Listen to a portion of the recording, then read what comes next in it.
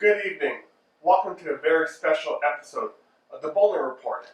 Over the next 2 hours, we'll be covering the U.S. election issues facing America this year and candidates. My name is Eric Boland, CEO and co-founder of WNews Media, and welcome to a special Boland Report for November the 2nd. The last 4 years have been one of the most crazy moments that the world has ever seen. Ever since Donald Trump released his plan to run for the presidential election in 2016 with the platform Make America Great Again. Right now we're going to go into the issues facing America. One thing that no one expected at all this year would be that the world had faced over the last 11 months, from health crisis to civil unrest in the United States. Americans are facing many issues, some of them new this year, some recent unrest. Let's begin with the pandemic and how it's affecting the people of the country. No one expected, in the beginning of the year, of a pandemic that would hold grip of the world and its economy. It started last December in China. The unknown virus was spreading. The Wuhan government locked down the region just before the Chinese New Year in mid-January. In the midst of the impeachment of Donald Trump in relation to the Ukraine scandal, Trump, in response to the possible threat of the COVID-19, shut down travel between the United States and China. The Democrats condemned the president for the travel shutdown. In March, he also shut down travel to Europe. Voters in November will decide who can lead them in what could be some of the darkest months of the coronavirus pandemic. This virus has affected virtually every part of normal life. It upended the economy, changed the way people worked, traveled, challenged healthcare workers and buildings, forced a drastic change on the education system and daycare system. In the U.S., it has affected over 8.3 million and killed more than 220,000. And those numbers are likely to be undercounted. On March 11th, the World Health Organization declared the outbreak global pandemic, the first one since 2009 swine flu pandemic. Considering the time lost by those who died, one analyst estimated that the death toll could be more than 2.5 million years of potential life has been claimed by the virus in the U.S. The United States reported the most infected and death of any country, and one of those 8.3 million infected was President Donald Trump, who required oxygen twice and was admitted to Walter Reed National Military Medical Center. He declared the virus a blessing from God after receiving experimental treatment for his illness. Some experts have warned the U.S. has entered the third peak of the coronavirus outbreak. As the country heads into deeper in the fall and winter, cold weather pushes more people indoors. Researchers believe the virus will spread more easily. The challenge could be compounded by the flu season. It has been suggested that life won't return to a new normal until there's an effective vaccine. Possible candidates are being developed faster than ever before, with several promising in early trial results. The coronavirus is even upending the election process for massive line for early voting and increase in mail-in ballot requests. Even it won't be clear what effect it will have on overall voter turnout. The real impact it may have on the election is how it's going to change voting patterns. I don't think anyone knows exactly how that's going to play out. Say John Farmer, the director of the Eagleton Institute of Politics. Abortion has been an issue in the presidential campaign ever since the 1973 Roe v. Wade decision legalizing the procedure nationwide. But this policy stayed largely unmoved in the courts. Abortion has been more of a cultural war defining issues. With the anti-abortion side, drove trailing with social and religious conservative, and the pro-abortion rights side with serving as part of the coalition of more liberal Democrat and younger voters. This year, abortion got real as a policy and political battle as state passes a ban on near ban on abortion. Anti-abortion lawmakers are hoping to attempt a new and more conservative Supreme Court to overturn Roe, a goal that has seen virtually unattended before the retirement of Supreme Court Justice Anthony Kennedy, who has voted several times to protect abortion rights. His successor, Donald Trump nominee Brett Kavanaugh, has seen politically premier vote rallying on both sides of the debate. The Trump administration has also moved to make it harder for women to access abortion, Trump, like the GOP president before him, expanded the global gag rule, which say overseas group receiving U.S. assistance cannot provide abortion and even discuss abortion with patient. The administration also sweeping changes to the Title X family planning program and issued a domestic gag rule on doctors in the program, disallowing them to counseling patients on abortion. The rule meant that Planned Parenthood had to stop performing abortion or referring women to other abortion providers. The organization decided instead to refuse the federal funds. Reported abortion has been on a decrease according to U.S. facts, dropping by 817,906 in 2004 to 633,000 in 2015. Reported abortion about 44 occurs in the first 8 weeks of pregnancy, U.S. facts reports. Democratic presidential contender unilaterally support abortion rights in general, mirroring the tank of the most rank and file member of their party.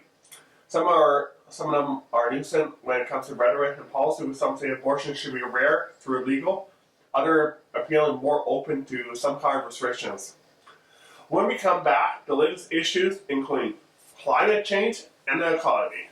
We'll be right back.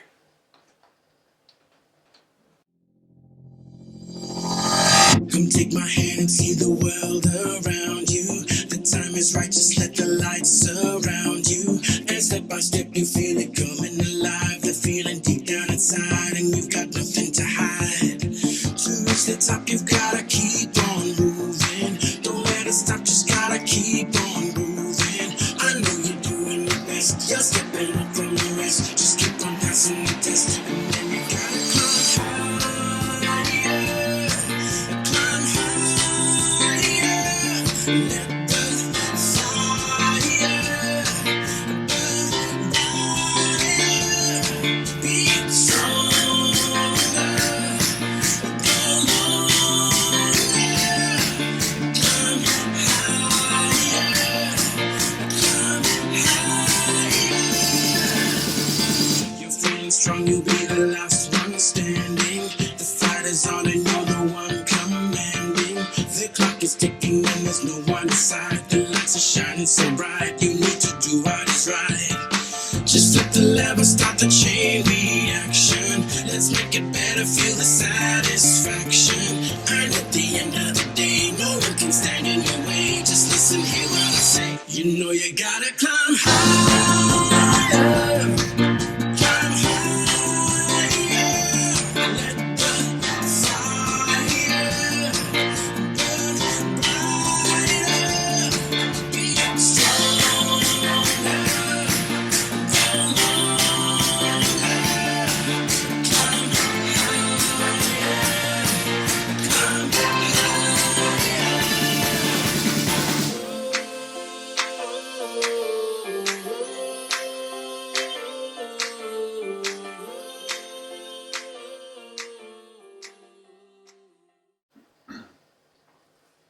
History hasn't been partly kind to challenge our president incumbent, partly when the economy is holding up. That doesn't bond partly well for the 2020 Democratic hopeful. President Donald Trump has touted the strength of the economy and the stock market as he campaigned for re-election, an attempt to start off the impeachment. Over the past 100 years, only 5 previous presidents have failed to win re-elections. A group includes former President Gerald Ford, who was not technically on the ballot in 1972, but ascended to the presidency after former Vice President Spiro Andrew and President Richard Nixon resigned. To varying degree, all those failed bids were dogged by recession, stock market crashes, inflation, or stagflation. The economy is in the midst of the longest run expansion in U.S. history, a decade-long strength of growth that seemed to bond well for Trump's re-election chances. So it's surprising that the Trump Democrat challenger have made economic and labor issues such a focus of their individual campaigns. Bernie Sanders has floated doubling the union memberships and enacting federal job quarantine. Entrepreneur Andrew Yang had offered universal base income concept. Senator Cory Booker hoped to open savings account for newborn to help them reduce inequality and establish early basic savings. Elizabeth Warren campaigned is selling billionaire tears coffee mug as Manhattan's senator take aim at Americans' welfare with the highest taxes to fund progressive campaigns, promises such as Medicare for all. We have to understand that Mr. Trump is going to be running on the economy. He's going to be saying that he's a person who can make it grow. Tom Thayer, the billionaire who counts himself among the nearly 24 running for the spot atop the Democrat ticket in 2020, said during the October debate last year. In Idaho, we're going to have a show to people what we just know of how to tax and how programs to break up companies, but talks about investing in U.S. people. Talk about harnessing the innovation and competition of the American private sector. In the midst of a crowded field, Democrats are counting on labor unions and endorsement and attempting to reconnect with blue-collar workers in the middle America who do not turn out in bulk to support Secretary Hillary Clinton. Democrats win those state backs and blue-collar workers who back Trump need to make clear that they will fight for raise wages and they will keep jobs in the U.S. They will fight tough on trade and they will do more on buildings than Trump has ever done. Stephen Greenhow, a longtime labor journalist from the New York Times, who book Beaten Down worked up the past and present American labor profile of the decades of labor union declines and worker rights segregation. The nation's political debate surrounding mass shooting in the states has become more predictable in recent years. That has upset familiar patterns emerge when one does happen. The crying in the blood shed, irate Democrats in Congress demand tougher gun laws, and Republicans point to the Second Amendment and prop a second self-defense shooting. Deadlock in Capitol Hill is surged, time passes, nothing changes, and the nation moves on. With shocking back-to-back massacres in El Paso, Texas, Dayton, Idaho, in August, another month end in Austin, Texas has so public anger coming amidst the Democrat ongoing 2020 presidential primary campaign, internal scandal rolling the powerful National Rifle Association and the rise of non-profit gun safety groups like Never Again, the bloodshed as usual may have been altered. As a result, all the major Democrat candidates have got a strong gun control policy in their platform, or has staked out on the position on the stump.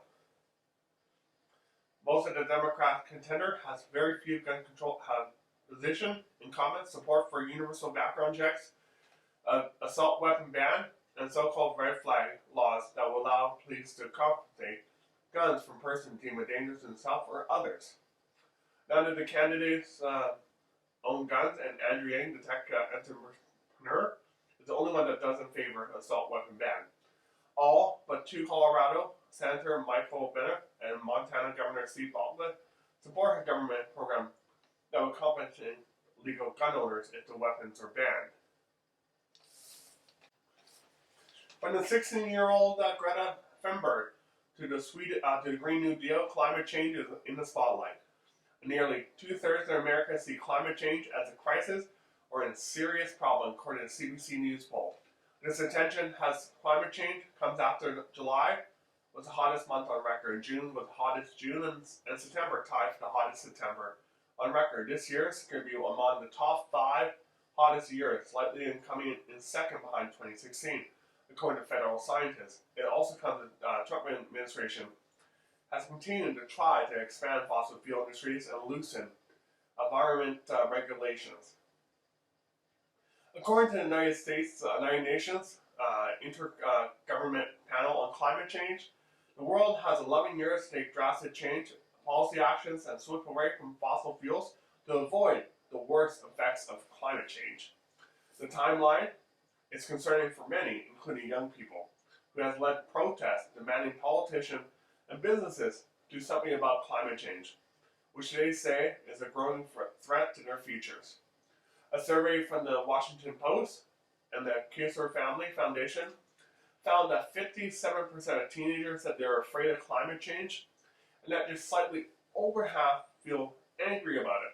Over half of the adults surveyed also reported feeling afraid, and even 50% feeling angry. That anger has promoted advocates and candidates alike to focus on the environment.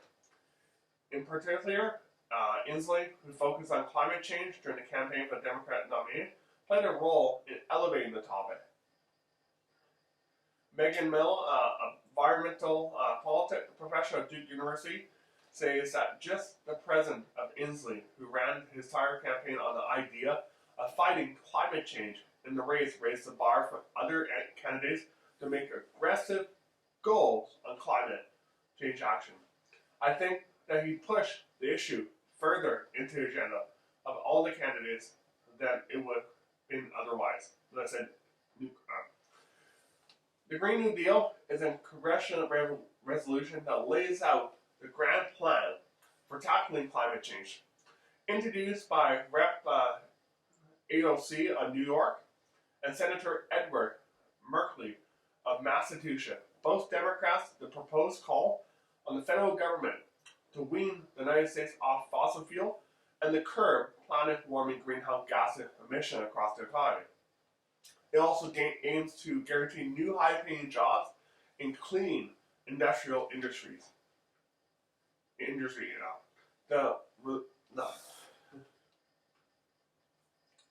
The resolution is non-binding, even if Congress approves it. There's nothing in the proposal that will become a law.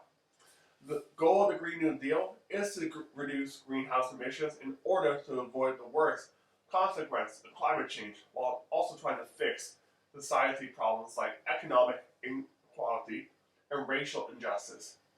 The resolution uses its guide on two major reports issued last year by the United Nations and federal scientists who warned if global temperature continues to rise, the world is headed for more intense heat waves, wildfire, drought. The research shows that the U.S. economy could lose billions of dollars by the end of the century because of climate change. Currently, carbon emissions are rising by 3.4% last year in the United States and by 2.7% globally, according to early estimates. Supporters of the Green New Deal also believe that climate change can't be just technical feats, and also must tackle poverty, income inequality, and racial discrimination. The Green New Deal calls on the federal government to reduce greenhouse gases, create a high-paying jobs, and ensure that clean air, clean water, healthy food, and basic human rights, and all forms of oppression. To achieve all those goals, the plan calls for a launch of a 10-year mobilization to reduce carbon emission in the U.S. It envisions sourcing 100% of the country's electricity from renewable and zero-emission powers. Additionally, the power national grid, upgrading every building in the country to be more energy efficient, and overhauling the nation's transport system by investing in electric vehicles and high-speed rail. To address the social justice, the resolution says the duty of the government is to provide job training, new economic development, partly to communities that currently rely on jobs in fossil fuel industries. What are the costs, you wonder?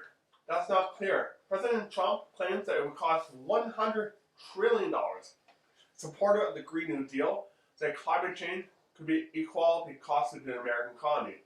For now, it's impossible to pin down a dollar figure on the plan. Some examples of why one conservative think that Tank has paid the cost to the federal government of providing Medicare to all at $32 trillion over 10 years. But supporters claim it would actually save $2 trillion over 10 years, tax rates.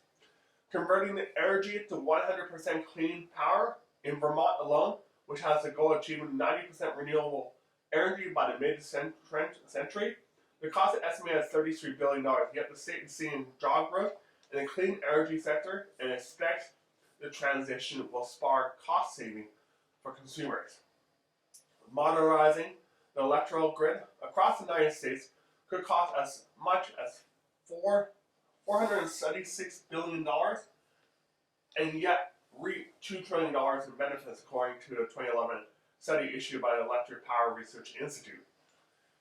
Ms. AOC has acknowledged that the Green New Deal is going to be expensive, but the plan will pay for it through economic growth.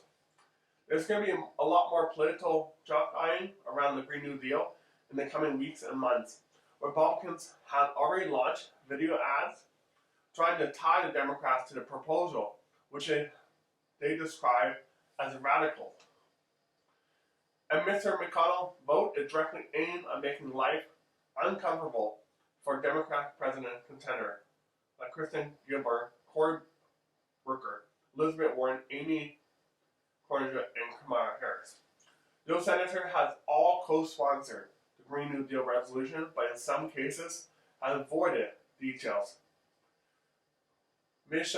Cushel, for example, told CNN that the Green New Deal is an inspiration and something that needs to be moved forward towards. At the same time, all the attention on the Green New Deal have put pressure on Republican critics to come up with their own plan for cutting greenhouse gases. It is likely that the Green New Deal were made lightning rods throughout the 2020 presidential campaign.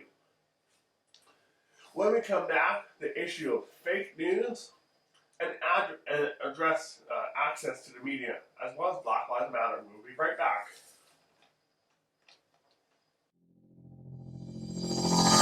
Come take my hand and see the world around you. The time is right, just let the light surround you. And step by step you feel it coming alive. The feeling deep down inside and you've got nothing to hide. To reach the top you've gotta keep on moving. Don't let it stop, just gotta keep on moving. I know you're doing your best, you're stepping up from your rest. Just keep on passing the test and then you gotta climb higher.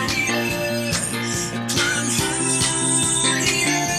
Let the fire burn brighter. Be stronger. Go longer. Climb higher. Climb higher. You're feeling strong, you'll be the last one standing. The fight is on and you're the one commanding. The clock is ticking and there's no one inside. The lights are shining so bright, you need to do what is right. Just flip the lever, start the chain reaction. Let's make it better, feel the satisfaction. And at the end of the day, no one can stand in your way. Just listen, hear what I say. You know you gotta climb higher. Climb higher. Let the fire burn brighter. Be stronger. Go longer. Climb higher.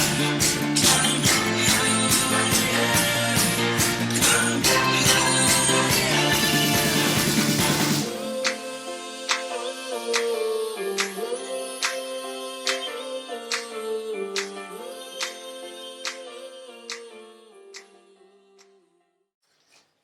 Over the last 4 years, the word fake news has increased, especially when President Trump uses the word. In late 2017, the media altered a video of Trump condemning white supremacy by removing the condemnation part and showing the clip of Trump mentioning that they're good people on both sides. We're going to play that clip right now. You had people, and I'm not talking about the neo-Nazis and the white nationalists, because they should be condemned totally. But you had many people in that group other than neo-Nazis and white nationalists, okay? And the press has treated them absolutely unfairly. Now, in the other group also, you had some fine people, but you also had troublemakers, and you see them come with the black outfits and with the helmets and with the baseball bats. The big issue of that has come up in the last year and a bit is the censorship of Republican at some news media company. In late October 2020, the New York Post released a bombshell allegation regarding Hunter Biden and the Ukraine and money laundering with the Chinese. That has sparked the social media companies like Facebook, Twitter to block or suppress the articles from the newspaper. He even blocked the New York Post from posting for almost 2 weeks. And also, by posting on social media, you would likely get suspended for sharing those 2 articles. Mr. Dorsey, who the hell elected you and put you in charge of what the media are allowed to report and what the American people are allowed to hear? And why do you persist in behaving as a Democratic super PAC, silencing views to the contrary of your political beliefs? Let's give Mr. Dorsey a few seconds to answer that, and then we'll have to conclude this segment. Well, we're not doing that, and this is why I opened this hearing with calls for more transparency. We realize we need to earn trust more. We realize that more. Due to the issue, it has sparked a debate by the Senate to look at the Section 230 of the FCC Communication Act regarding protection for internet giants like Facebook, Google, and Twitter, and possibly hold them accountable for their actions.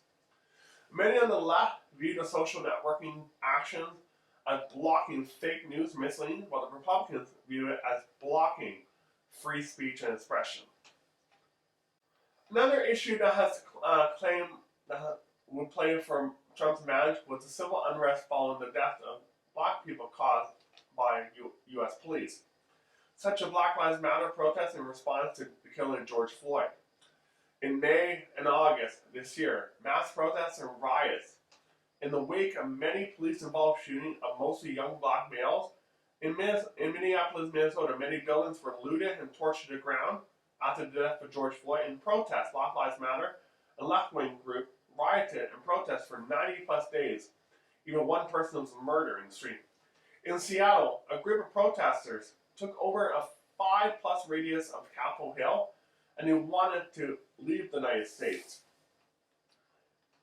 In that protest, the group by force took over a police station owned by the Seattle Police Station. There were 3 murders that occurred in that Capital Autonomous Zone. The Black Lives Matter want to reform or defunding of the police and jail system. The president repeated reference to law and order on social media had made this campaign tactics very clear.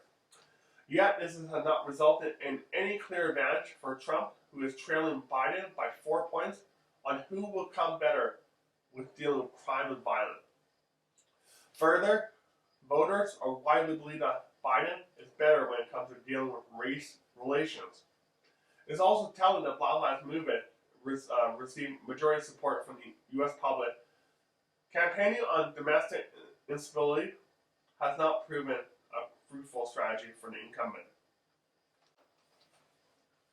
In the rapid move of President Trump and the Republicans in the Senate to fill the vacant seat on the Supreme Court left by the death of Ruth Bader Ginsburg, and therefore establish a 6-3 conservative majority on the bench, had been identified by some as a potential way that incumbent might mobilize the Republican base.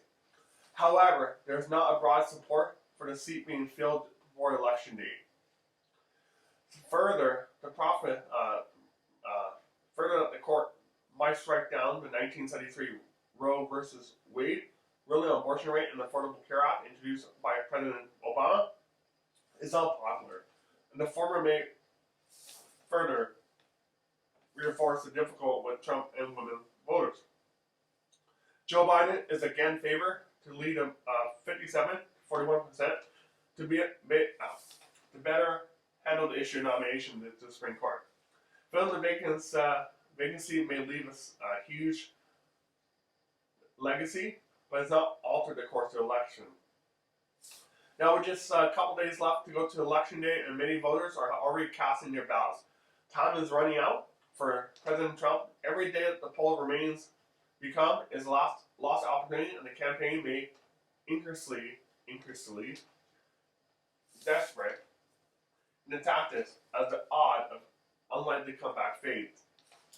At present, the record of the incumbent does not point to a re-election with a stalled economy, more than 210,000 dead from the coronavirus, and the administration itself hit by the outbreak of a crucial moment in the campaign. It would be foolish to say victory is likely. Whether it's possible, only time will tell. When we come back, we will review the last 4 years of Donald Trump and what his goal is for re-election. We will be right back. Come take my hand and see the world around you. The time is right, just let the light surround you. And step by step you feel it coming alive. The feeling deep down inside and you've got nothing to hide. To reach the top you've gotta keep on moving. Don't let it stop, just gotta keep on moving. I know you're doing your best, you're stepping up from the rest. Just keep on passing the test. And then you gotta climb higher. Climb higher. Let the fire burn brighter. Be stronger. Go longer. Climb higher. Climb higher. You're feeling strong, you'll be the last one standing. The fight is on and you're the one commanding. The clock is ticking and there's no one inside. The lights are shining so bright, you need to do what is right. Just flip the lever, start the chain reaction. Let's make it better, feel the satisfaction. And at the end of the day, no one can stand in your way. Just listen, hear what I say. You know you gotta climb higher. Climb higher. Let the fire burn brighter. Be stronger. Go longer. Climb higher. Climb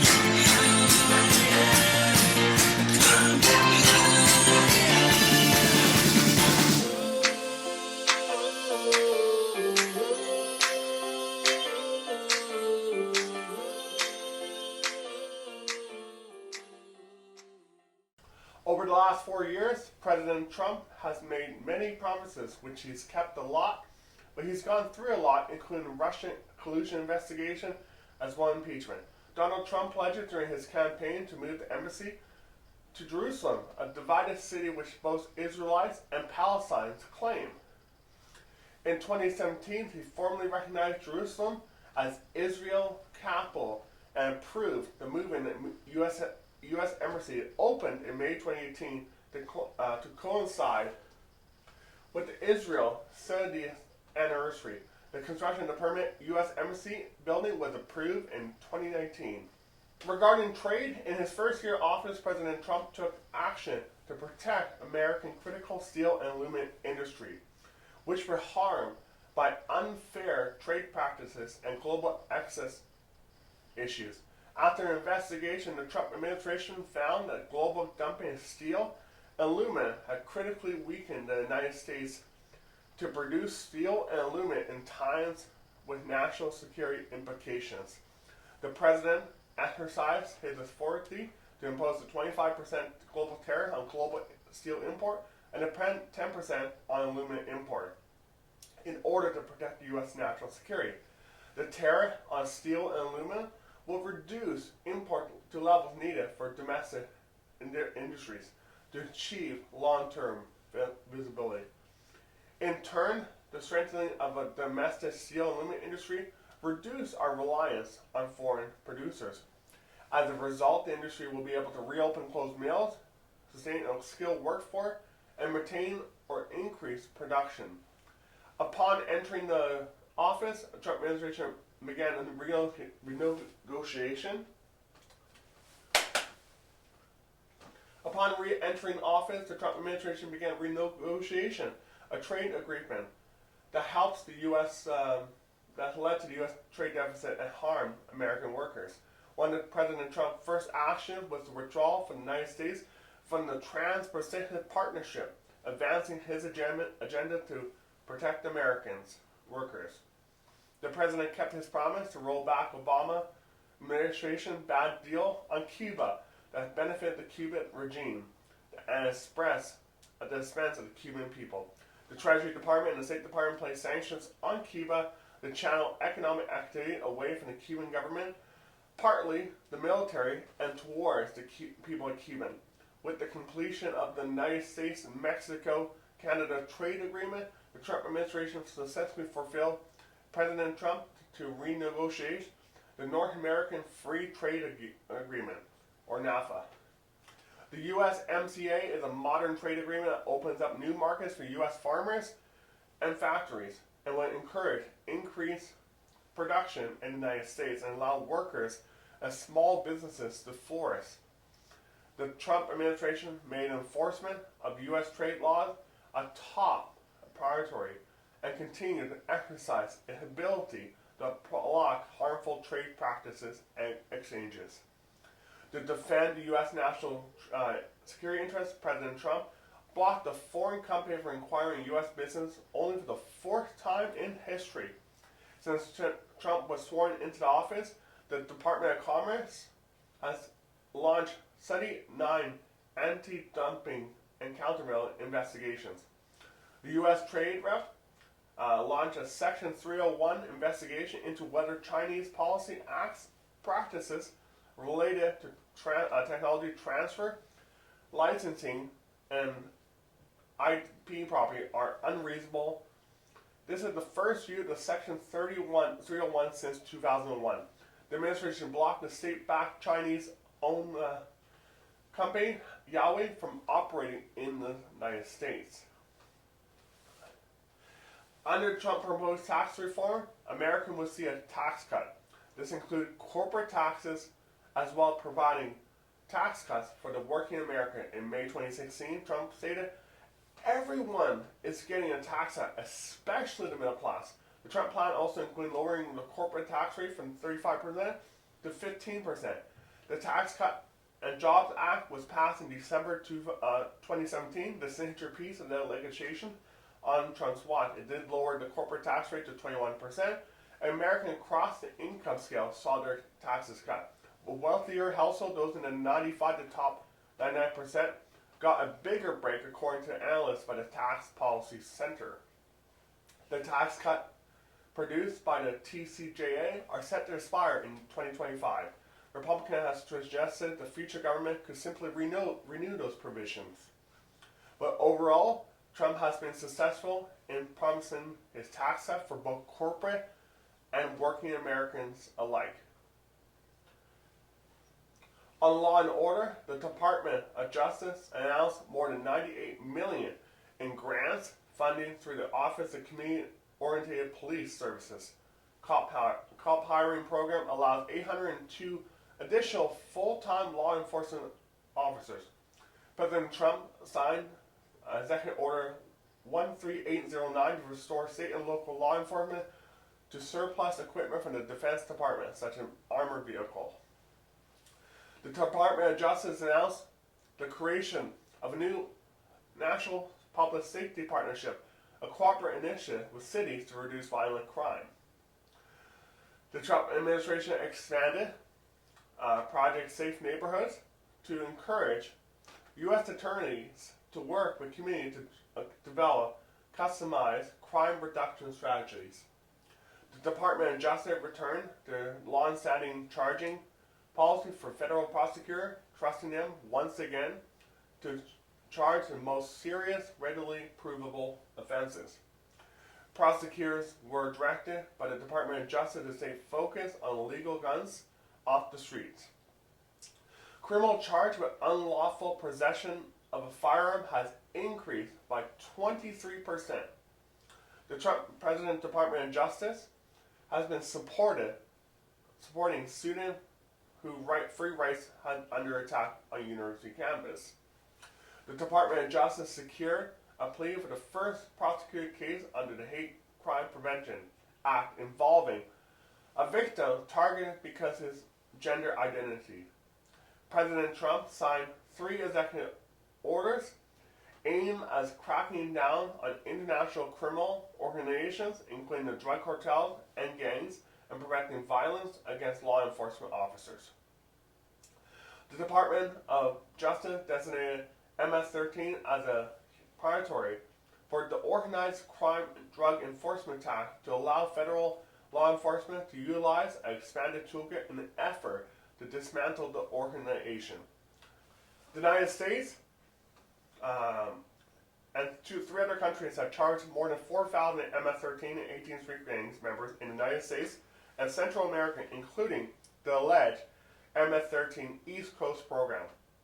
In August 2018, more than 20 individuals associated with MS-13 were arrested in California on federal and state charges in connections with gang activity.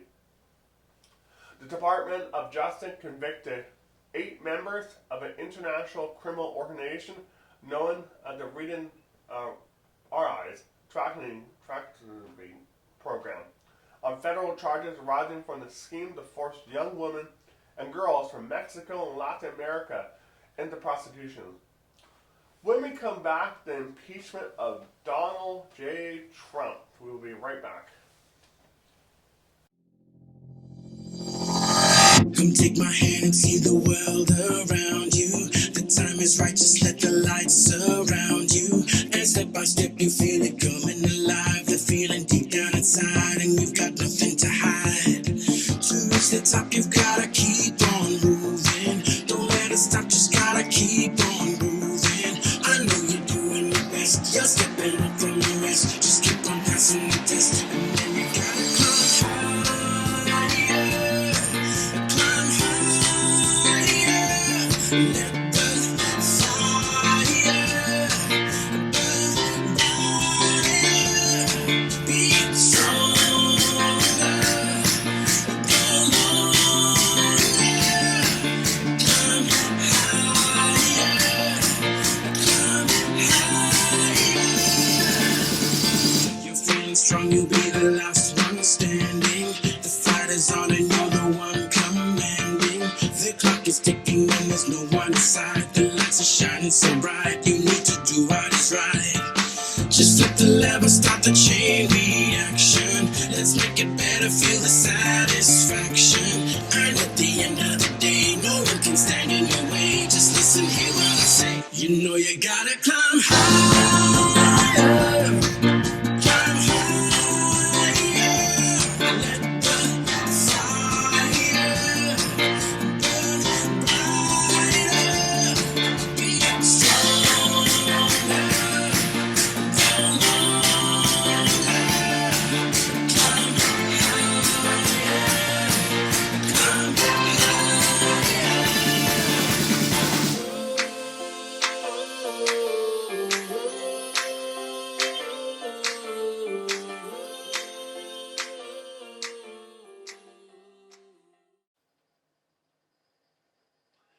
The impeachment charge against Donald Trump was based on allegation that he was pressuring his newly elected Ukraine counterpart to investigate the business affair of Joe Biden's son Hunter in Ukraine. Trump blocked but later released a $400 million military aid package mandated by Congress to allegedly obtain cooperation from the Democrat argued that the leaked document revealed that Trump has abused his power, trying to link Biden to a corruption scandal that would hope to undermine his challenger's presidential hope. It led a vote to the Democrat-dominated House of Rep, and Donald Trump becoming only the third U.S. president in history to be impeached. The accused claimed it was another Democrat hoax.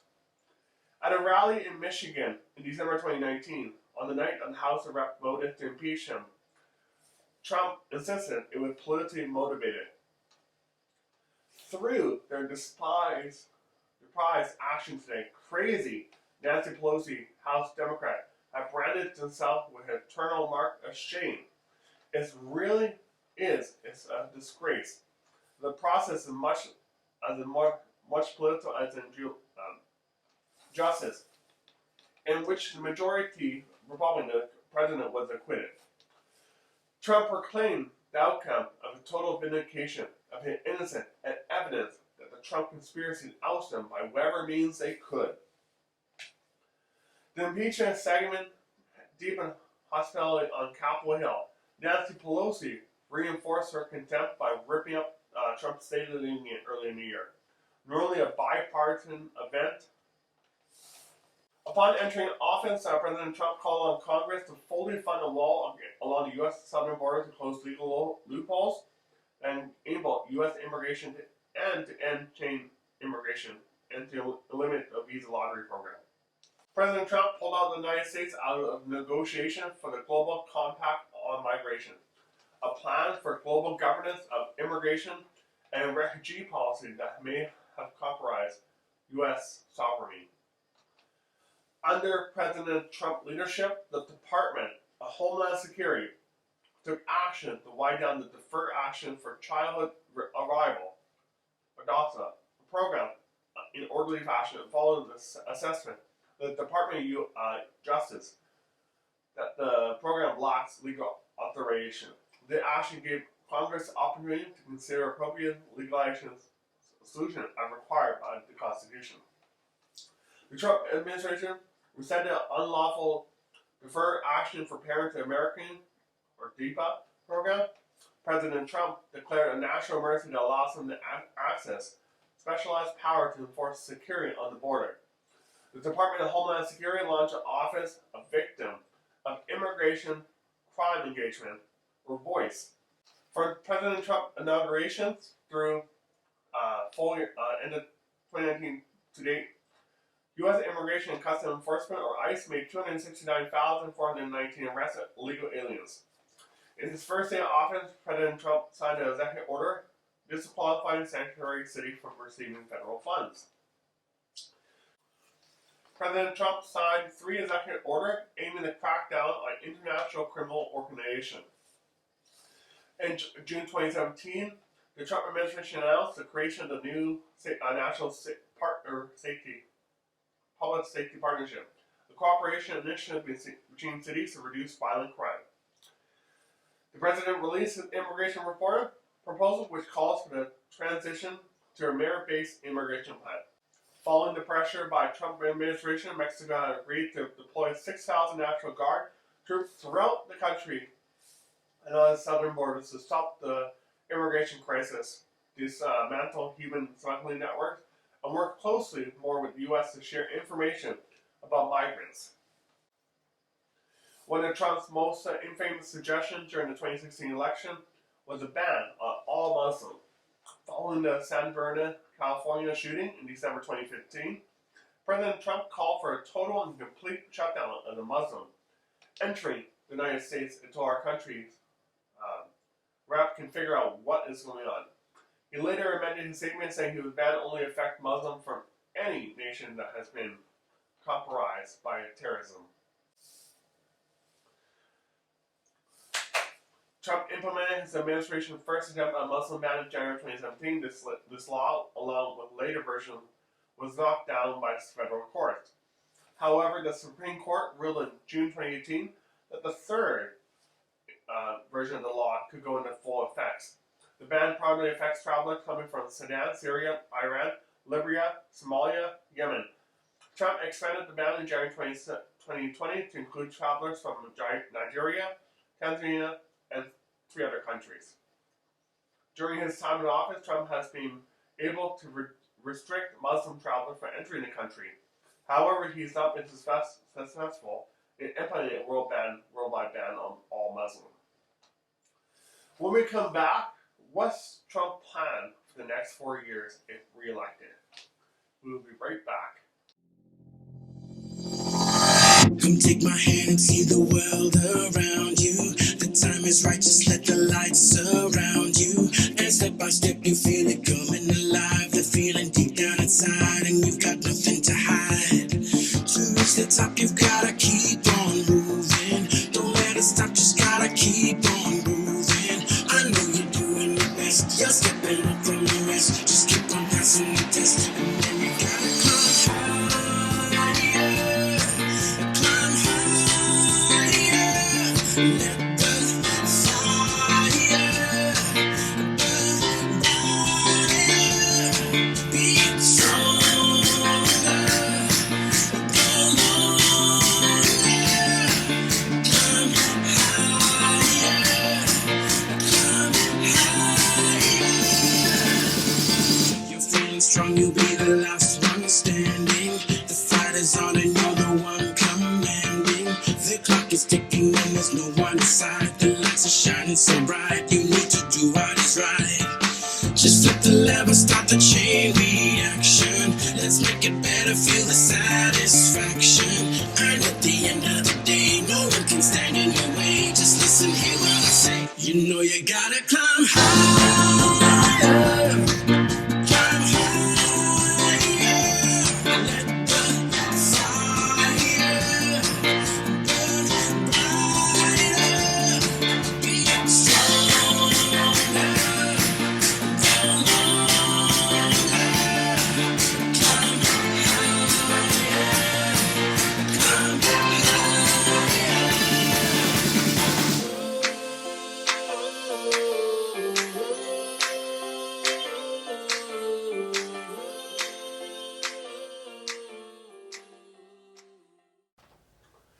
Welcome back. As Donald Trump seeks a second term, he faces a country struggling with challenges from the COVID-19 pandemic and the economic aftershocks. And he elaborate that will weigh on his record his 4 years in office. His 2020 pitch is to bring back the economy, to boost jobs, protect U.S. trade interests, and to continue on his hard-line stance on immigration. Here in detail is where Donald Trump stands on 8 key issues: jobs and money. First, job money.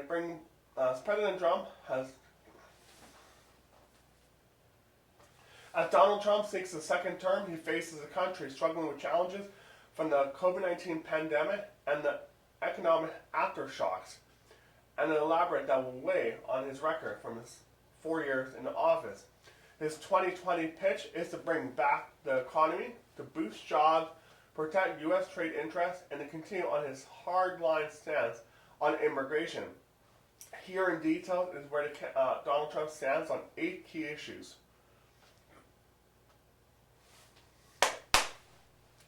President Trump has long campaigned on American First principle and has pushed for bringing jobs and factories back to the United States.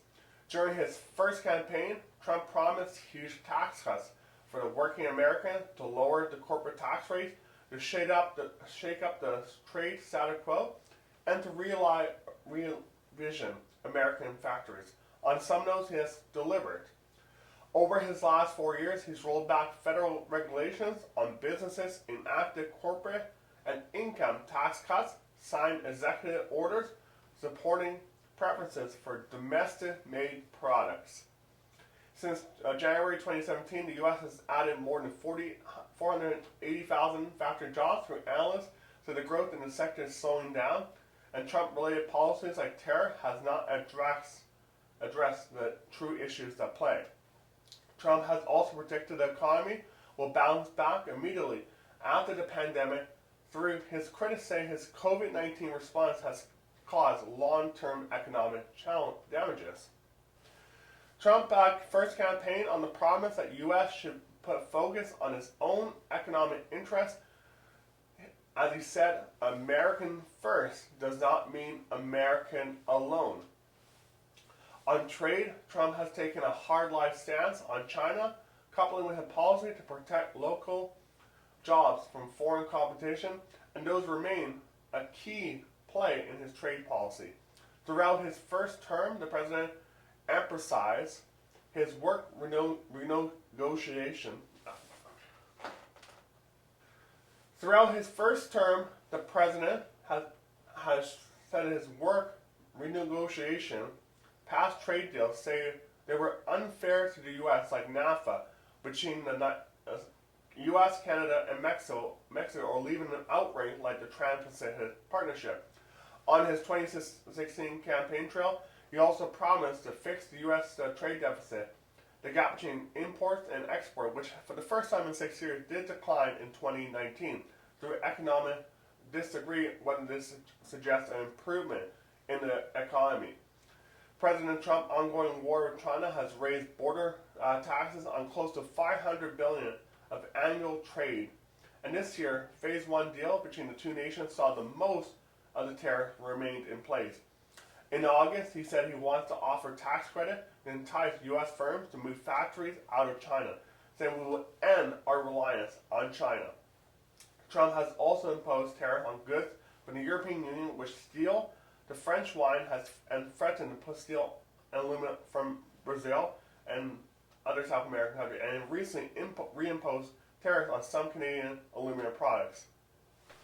Along with trade, Trump has also promised to put American first in U.S. foreign policies. In the White House words, that means reassuring Americans' sovereignty and the right to all nations to determine their own future, which are focused on ensuring security and their future. What does that mean in practice? It has included stepping away from some large multilateral agreements like the Paris Climate Accord, or pulling back from some multilateral organization like the World Health Organization. He has also challenged some international alliances pushing for a North American Treaty Organization, or NATO, members to boost their defense spending in the military alliance. And he has recently said a promise to bring down U.S. troops level from overseas, which are currently about the same levels when he took office, especially in places like Germany and Afghanistan. Critics said that he has created tension with historically close U.S. allies while reaching out to countries like North Korea and Russia. He has had foreign policy success, recently helping him broker a deal between Israel and the United Arab Emirates to normalize relations. He also touted the killing of Baghdad, the leader of the ISIS group, an Iran's most military commander, general, back in January. Promises to curb immigration level has been the foundation to the president's political career. Now, as he seeks re-election, he has promised to continue the construction of the border wall on the U.S.-Mexico border, which has so far secured funding for 445 miles or 716 kilometers of the 722-mile wall. He's also vowed to limit the visa lottery and chain migration, meaning that immigration to the U.S. is based on family ties and a shift to a merit-based entry system. Trump plans for immigration reform faced defeat in the summer when the Supreme Court ruled against his administration bid to rescind Deferred Act for Childhood Arrival, or DACA, which protects about 650,000 young people who enter the U.S. without documents as children. Mr. Trump campaigned in 2016 on repealing the Affordable Care Act brought in by former Barack Obama. Through falling short of the complete appeal, the administration has succeeded in undoing parts of the law, including the repeal of the individual mandate, which required people to buy health insurance or pay a tax penalty. President Trump has also promised to bring down costs, drug prices in the U.S. in July, brought in measures that will allow discounts and imports of cheaper drugs from abroad. Though some industrial analysts have said this has not had that much effect. He declared opioid crisis a national emergency in 2017 and offered $1.8 billion for funding for states for prevention, treatment, and recovery measures. He also taken measures to restrict opioid prescribing, but critics say his ongoing effort to dismantle the Affordable Care Act, which expanded health care coverage to millions, is detrimental to battering the opioid crisis. Since Trump took office, Mr. Trump has rolled back hundreds of environmental protection, including limits on carbon dioxide emission from power plants and vehicles, and protection for federal waterway across the country, fulfilling the campaign promises from 2016. He also withdrew the U.S. from the Paris Climate Agreement, saying the deal disadvantaged the U.S. to exclusive benefits to other countries. That withdrawal will only formally complete after the November election. Most recently, the administration approved oil and gas drilling in Alaska Arctic National Wildlife Refuge, which has been off limit for drilling for decades. Now, on the Second Amendment, after the U.S. was shocked by mass shootings in Texas and Iowa in 2019, Trump has expressed support for a series of reforms like tighter background checks and gun buyers and red flag laws, which block access to firearms for those who deem risks to society. But after his initial flurry of interest, Mr. Trump has done little to remove those ideas forward. The president has insisted and continued to voice his defense of the U.S. Constitution and Second Amendment, which preserves American right to bear arms, and the powerful gun lobby, the National Rifle Association, or the NRA. President Trump has touted the First Step Act as a key step he made towards criminal justice reform. The 2018 bill was huge, and reform laws at the federal level, giving judges more discretion during sentencing, was well as strengthened prisoner rehab effort. Trump has also promised a follow-up to the Second Step Act that would address employment barriers for former prisoners. Through no such legislations has been proposed so far. During the 2016 campaign, Trump branded himself as a firm advocate of law enforcement and has remained so during his presidency, most recently escalating his support for police amidst the nationwide protest/riots against racial injustice. In June, President Trump signed an executive order introducing several police reforms, offering federal grants for improved practice, including the creation of a database to track abuses by officers.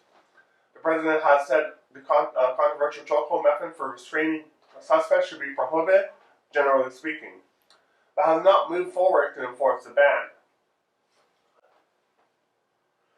When we come back, who is Mike Pence, the VP, as well as Joe Biden? Come take my hand and see the world around you. The time is right, just let the light surround you. And step by step you feel it coming alive. The feeling deep down inside and you've got nothing to hide. To reach the top you've gotta keep on moving. Don't let it stop, just gotta keep on moving. I know you're doing your best, you're stepping up from the rest. Just keep on passing the test. And then you gotta climb higher. Let the fire burn brighter. Be stronger, go longer. Climb higher, climb higher. You're feeling strong, you'll be the last one standing. The fight is on and you're the one commanding. The clock is ticking and there's no one inside. The lights are shining so bright, you need to do what is right. Just flip the lever, start the chain reaction. Let's make it better, feel the satisfaction. And at the end of the day, no one can stand in your way. Just listen, hear what I say. You know you gotta climb higher. Climb higher. Let the fire burn brighter. Be stronger, go longer. Climb higher, climb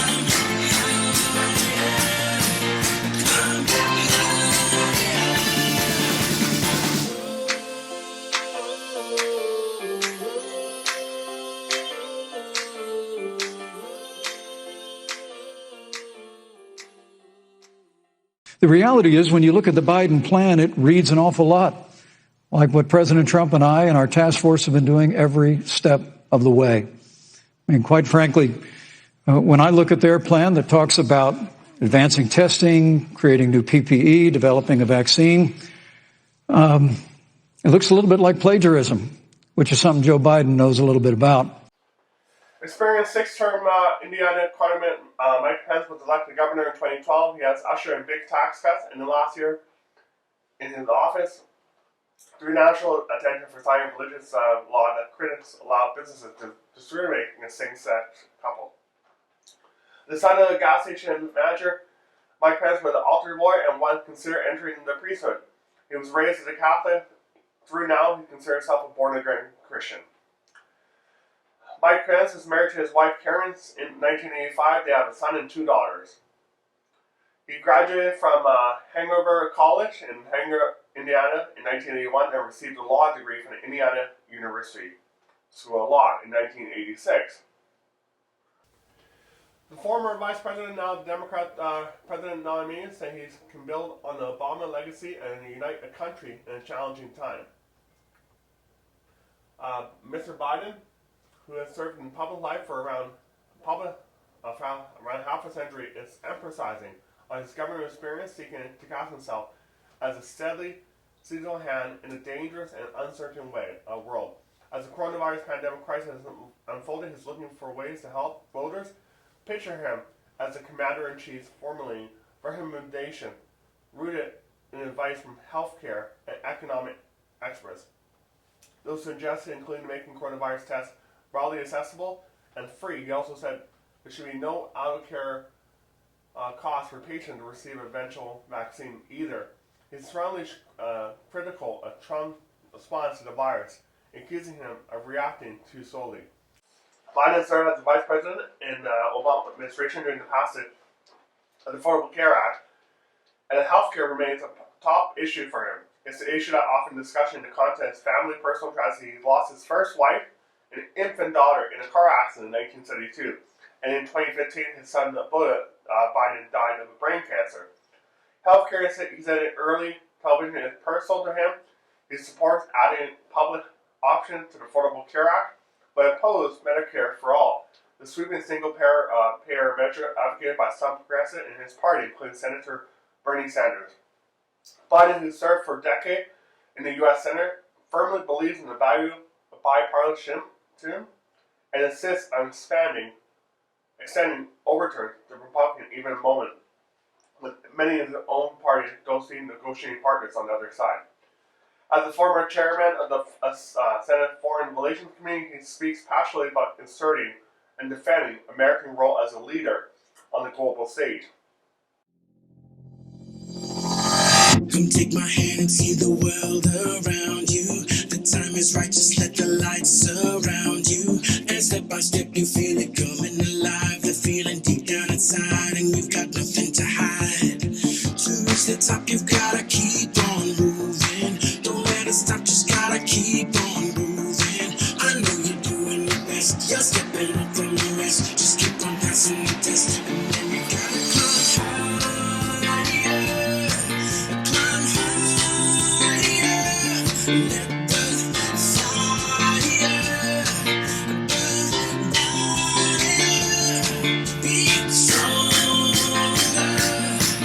Go longer. Climb higher. Climb higher. You're feeling strong, you'll be the last one standing. The fight is on and you're the one commanding. The clock is ticking and there's no one inside. The lights are shining so bright, you need to do what is right. Just flip the lever, start the chain reaction. Let's make it better, feel the satisfaction. And at the end of the day, no one can stand in your way. Just listen, hear what I say. You know you gotta climb higher. Climb higher. Let the fire burn brighter. Be stronger. Go longer. Climb higher. Climb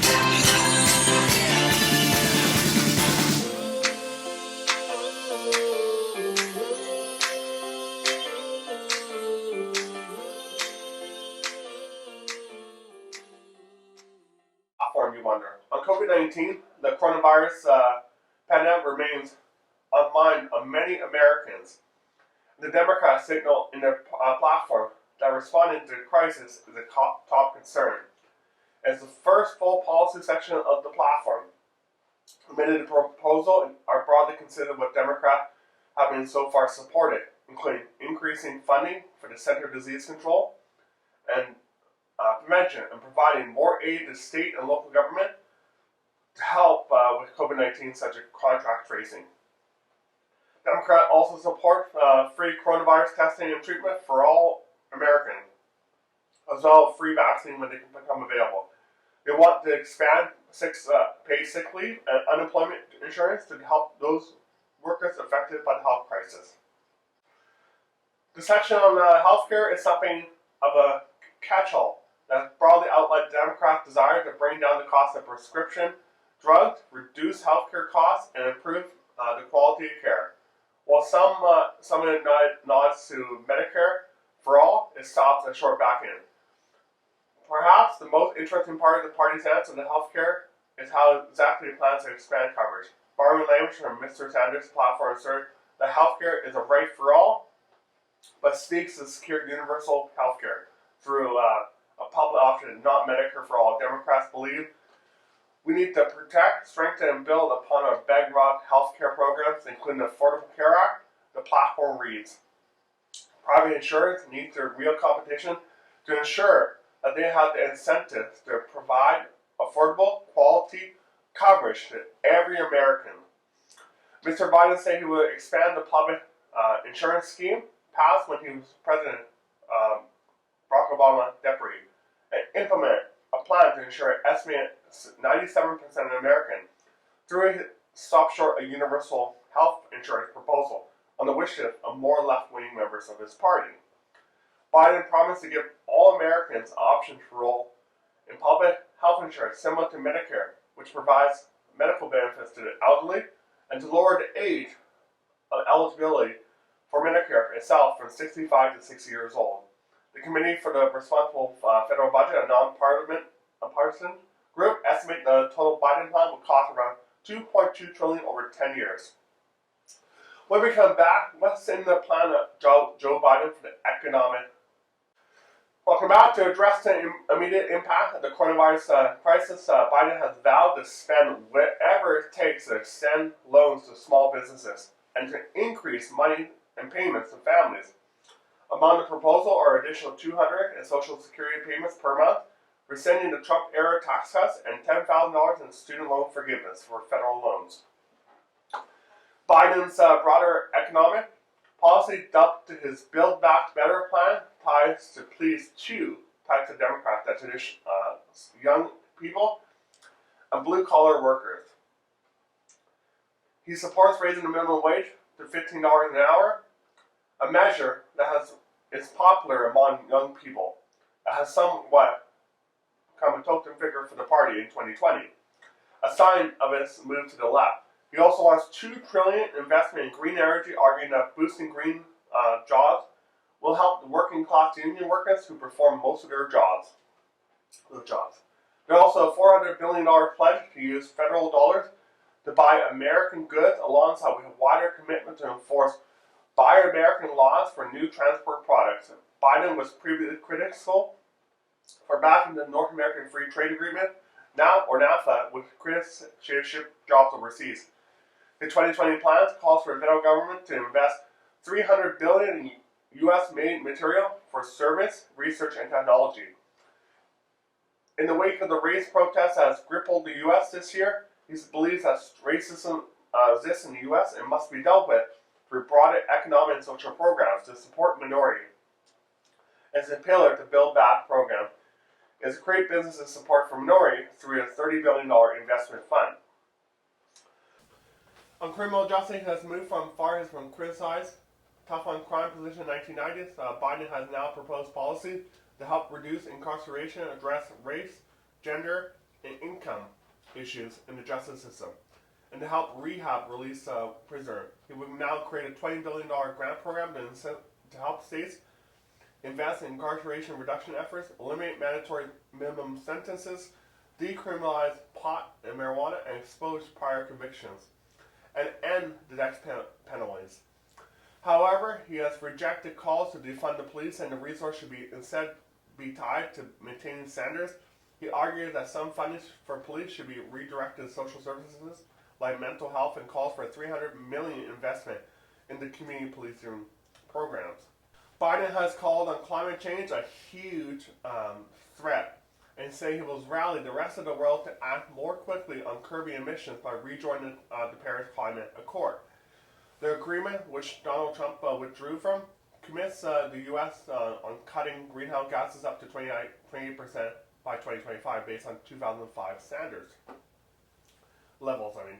Three, he does not embrace the Green New Deal, a climate and jobs package put forward by the left wing of his party. He's proposing a $1.7 trillion federal investment in green technology research, some of them which overlaps with his funding on his economic plans to be spent over the next 10 years. He wants the U.S. to reach net zero emission by 2050, a commitment that was made by more than 60 other countries last year. China and India, the two biggest carbon emitter, has yet to join the pledge. The investment dovetailed with an economic plan to create jobs in factory green energy. His first 100 days in office, Biden promises to reverse Trump policies that separated parents from their children at the U.S.-Mexico border, rescinding limits on the amount of application for asylum, and would end ban on travel from several majority Muslim countries. He also promises to protect the dreamer, people brought in illegally to the U.S. as children who are permitted to stay under Obama-era policies, as well to ensure they are eligible for federal student aid.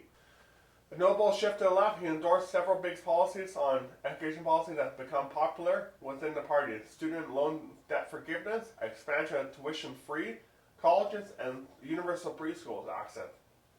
Those will be paid on money gained from withdrawing from the Trump-era tax cuts. Kamala Harris, Joe Biden's running mate, and the first woman of color, is on a major party ticket, and she said can prosecute the case against President Trump. Harris is also known to be one of the most liberals in the Senate.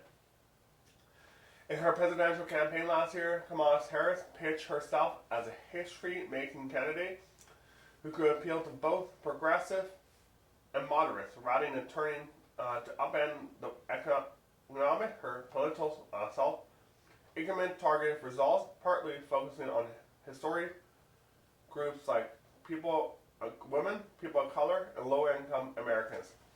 Her sharp debate skills and affordable personality made her a top-tier contender in the early stages of primary race, but her difference between party position have resulted in damaging news cycles and dropped out of the race early on because her campaign ran out of money. In naming Kamala Harris as his running mate, Joe Biden has made a groundbreaking decision on picking a woman of color to be the vice president. But he has also elevated a senator who shares his center-left political at the time of progressive change in the party. When we come back, it's time for Crash Course 101 into the U.S. presidential election that happens every 4 years. We'll be right back. Come take my hand and see the world around you. The time is right, just let the lights surround you. And step by step you feel it coming alive. The feeling deep down inside and you've got nothing to hide. To reach the top you've gotta keep on moving. Don't let it stop, just gotta keep on moving. I know you're doing your best, you're stepping up from the rest. Just keep on passing the test. And then you gotta climb higher. Climb higher.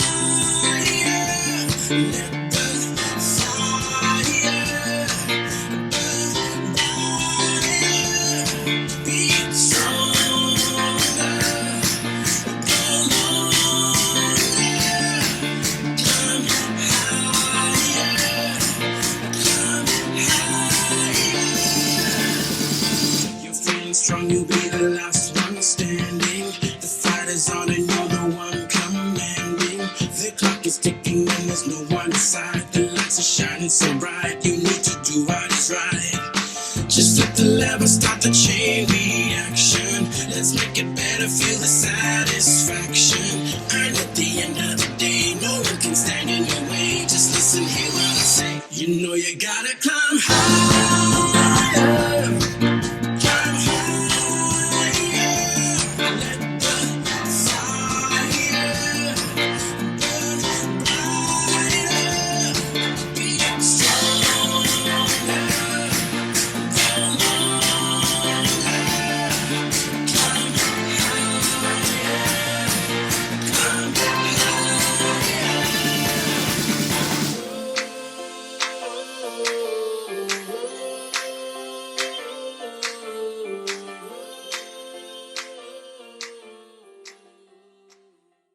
Welcome back. American heads to the poll on Tuesday, or tomorrow, to elect their president as they do every 4 years. On the day after the first Monday in November, there are also plenty of down-ballot vote, including congressional race, 11 governorship race, other states and local election, and ballot questions, things recommendation. But for Americans outside observer-like, the presidential race is the biggest one of them all. WNews Network compiled a guide to the presidential election for Canadians and others who are interested in fall election night, but haven't paid attention to now and not be familiar with the U.S. election system. It's a race between two men for whom the White House is familiar territory, Donald Trump and Joe Biden. Republican nominee Trump is an incumbent president, having won the last election in 2016. Democratic nominee Biden was vice president under Barack Obama from 2008 to 2016. However, they are not the only choices for the parties for voters. Many third-party and independent candidates will be on the ballot in one or more states, led by Libertarian Party nominee Joe Johnson, who will be an option in every state. While not generally a major factor in the presidential election, independent and third-party candidates did garner more than 5% of the popular vote in 2016. The most recent presidential campaign from the outside of the two parties to attract huge support is Ross Perot, the Texas billionaire who won nearly 19% of the popular vote in 1992 and more than 8% in 1996. What the heck is the electoral college, you wonder? Although the names of Trump and Biden will appear on the ballots across the U.S., votes don't directly decide the presidency. Instead, voters are picking candidates they want in their state elector or delegates to endorse. Those delegates, the famed electoral college, then meet in their state and determine the results of the presidential election. The presidential college system has shifted this into formation, so almost all delegations now endorse whoever receives the most votes in their states.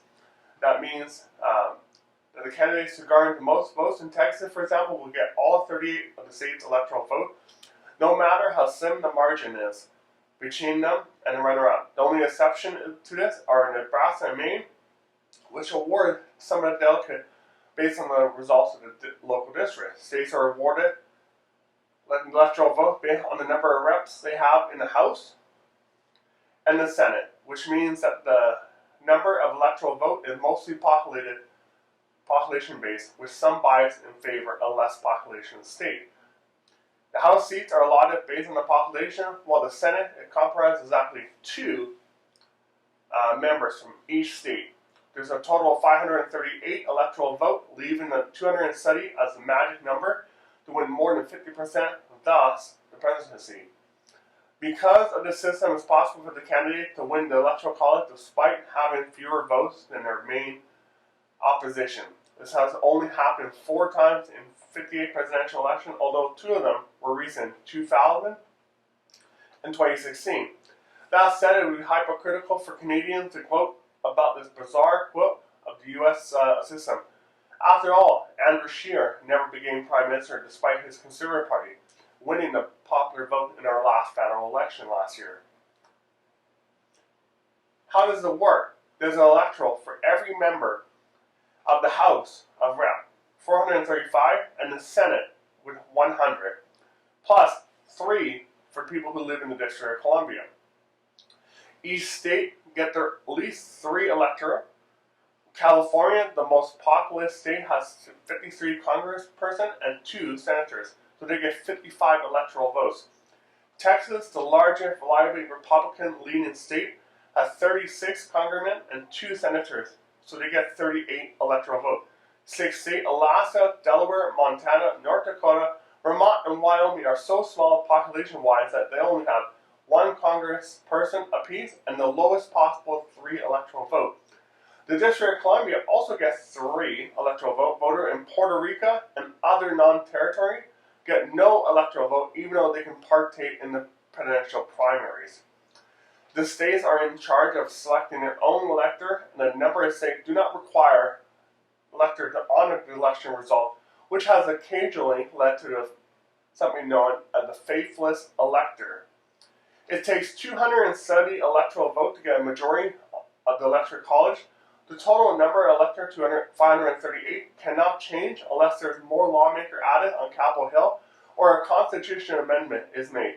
But the number of electoral is allotted to each state can change every 10 years after the constitutionally mandated census. The number of congressmen can be re-spread to other states according to changes in the population. Some states gain a House seat or two, other states lose some. No state, how small, can have 0 members of Congress.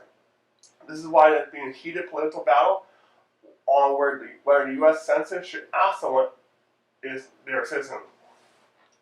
Some fear that could asking make accurate population count more difficult, or that states with many immigrants could end up with fewer lawmakers in elections starting 2022 after the 2020 census is complete. If there is a non-elector or if nobody gets a majority, the election goes to the House of Rep. Each state delegation of the lawmaker gets 1 vote, and they choose between the top 3 electoral vote getters. According to the 12th Amendment, if nobody gets a majority by a certain deadline, then the vice president becomes president. And if there is no majority for the vice president, the House delegates are expected, and only the senators choose the vice president. The 20th Amendment changed the deadlines from March 4th to January 20th.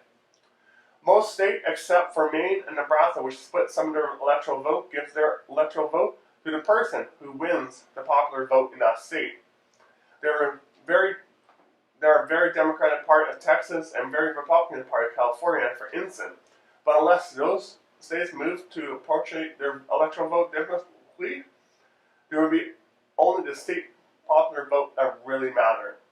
When we come back, what state matters the most? And when could we possibly know the election result? We'll be right back. Come take my hand and see the world around you. The time is right, just let the light surround you. And step by step you feel it coming alive. The feeling deep down inside and you've got nothing to hide. To reach the top you've gotta keep on moving. Don't let it stop, just gotta keep on moving. I know you're doing your best, you're stepping up from the rest. Just keep on passing the test. And then you gotta climb higher. Climb higher. Let the fire burn brighter. Be stronger. Go longer. Climb higher. Climb higher. You're feeling strong, you'll be the last one standing. The fight is on and you're the one commanding. The clock is ticking and there's no one inside. The lights are shining so bright, you need to do what is right. Just flip the lever, start the chain reaction. Let's make it better, feel the satisfaction. And at the end of the day, no one can stand in your way. Just listen, hear what I say. You know you gotta climb higher. Climb higher. Let the fire burn brighter. Be stronger. Go longer. Climb higher. Climb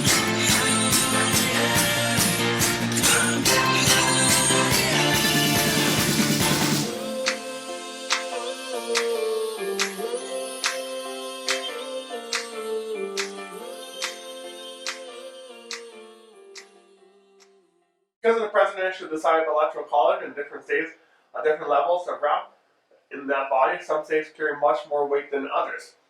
Because of that, the winner take all states of the college, or battleground, or swing states where both parties have strong support are seen as more important for achieving victory than the safe states that always vote the same way. That's why Michigan, Pennsylvania, and other swing states traditionally see more far roads visit from potential president during the American campaigns than those traditionally vote for the Democrats, such as New York, California, or those who traditionally vote for Republicans, such as Georgia and Arizona. Winning those other states is to be expected. Winning the swing states means winning the White House.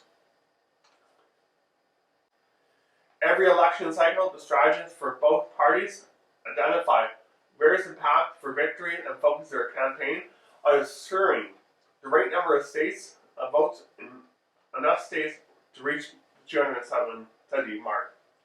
Key battleground this time around, including many of the usual suspects, including Florida, Pennsylvania, Wisconsin, Michigan.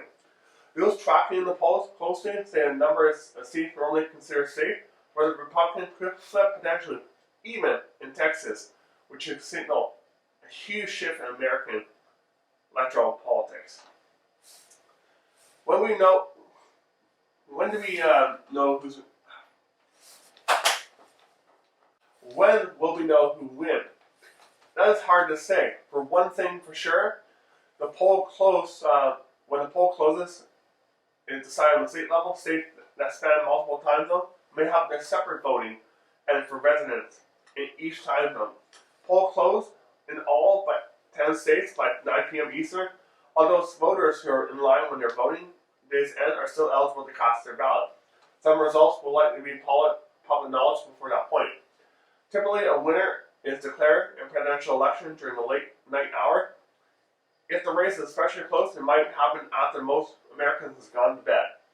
But this isn't a typical election. Between the large turnout for advanced polling, the expected high levels of mail-in ballots, and possibly a disputed results, it is entirely possible that the results will be known on Tuesday or Wednesday, or possibly many days thereafter.